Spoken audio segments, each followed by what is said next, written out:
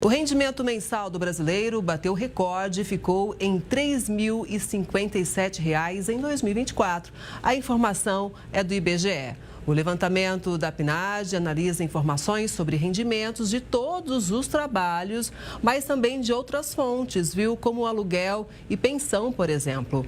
Esse é o maior número registrado em toda a série histórica, superando o recorde lá de 2014. Mas tem uma grande diferença no rendimento médio de todas as fontes entre os estados. Os das regiões Norte e Nordeste tiveram os menores rendimentos no ano passado, enquanto os estados do Sul e Sudeste são a maioria entre aqueles que tiveram os maiores. Para falar mais sobre isso, para fazer uma análise, para a gente entender melhor, vamos fazer conexão com a economista conselheira do Corecon São Paulo e professora da FGV, a Carla Bene. Professora, boa tarde, seja sempre muito bem-vinda. Boa tarde, Kelly. Um prazer estar aqui com vocês. Prazer o nosso também. Professora, são muitos dados para a gente entender todo esse contexto. Quais são os principais destaques, hein? O principal destaque é realmente esse que você falou, que é o aumento da renda média, né? Ou seja, da soma de todas as rendas. Isso é o que a gente busca, é o que a gente espera para o país, e inclusive diminuir a questão da desigualdade. E aí a gente tem que entrar ali um pouco nesses dados. Nós continuamos com um problema estrutural, Kelly, muito grande, que é a desigualdade regional.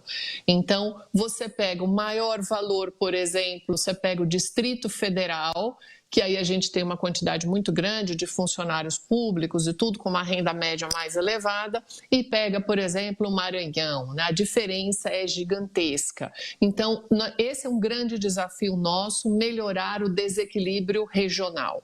Um ponto importante, quando a gente pega a massa do trabalho, ela também melhorou, então nós temos mais pessoas trabalhando com uma massa salarial melhor, e eu não posso deixar sempre de citar aqui a importância do aumento real do salário mínimo, ou seja, acima da inflação, quando você inclui o produto interno bruto. Então, esses são os principais destaques que a gente tem aqui nessa grande pesquisa aí do IBGE. Agora, professora, para a gente diminuir essa diferença entre os estados, acho que um caminho para melhorar os índices de quem está lá embaixo é conseguir gerar emprego, né?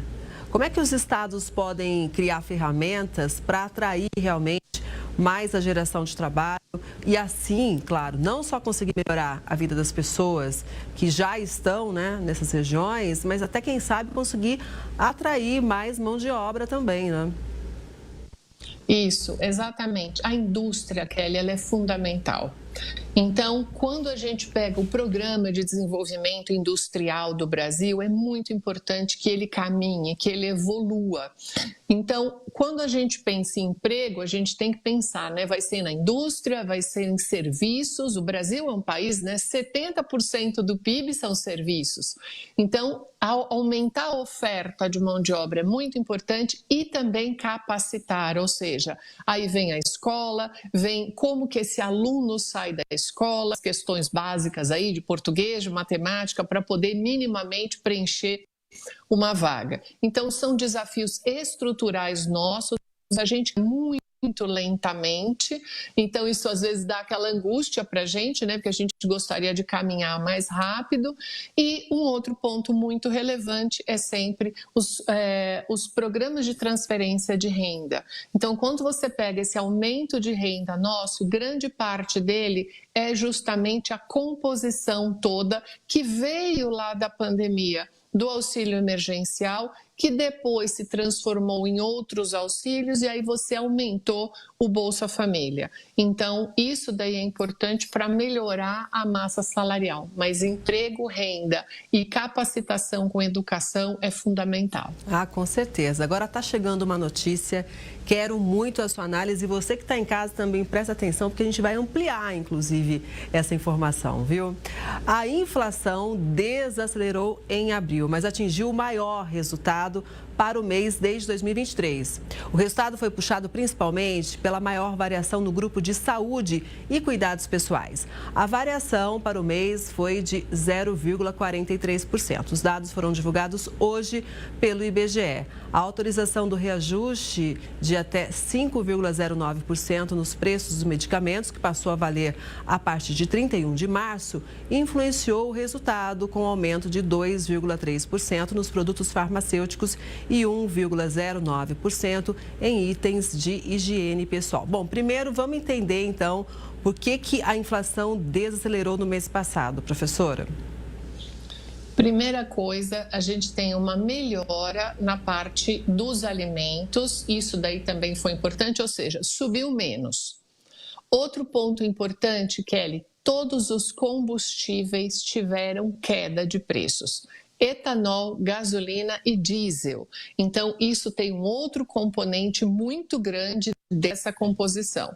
E o vilão do mês, né? Todo mês tem um vilão. Aqui nós tivemos o aumento que é anual, todo mês de março você tem a correção anual dos medicamentos e ele é escalonável.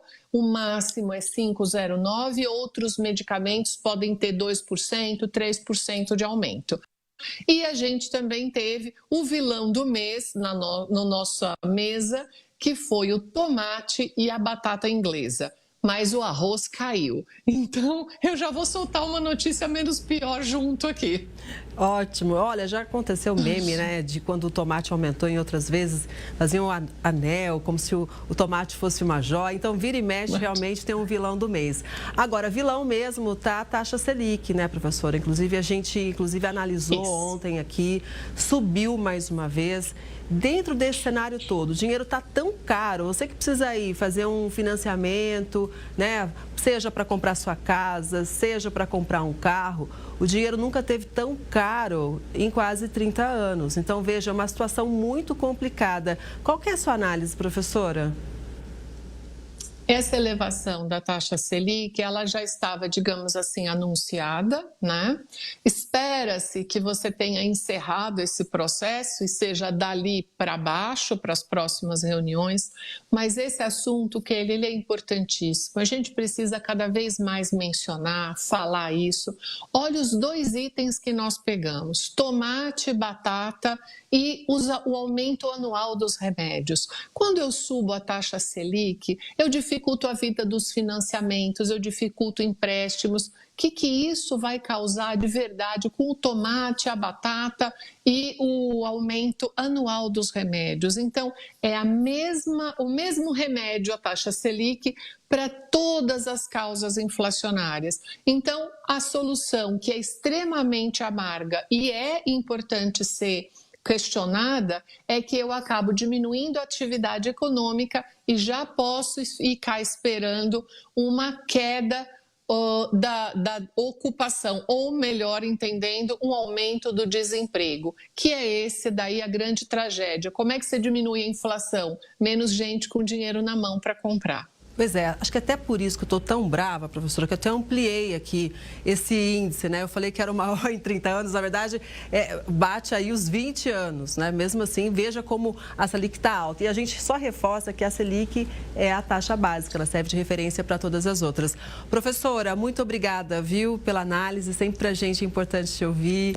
Uma boa tarde, até a próxima. Boa tarde, Kelly, boa tarde a todos que estão nos ouvindo e vendo. Até a semana que vem. Até, bom final de semana.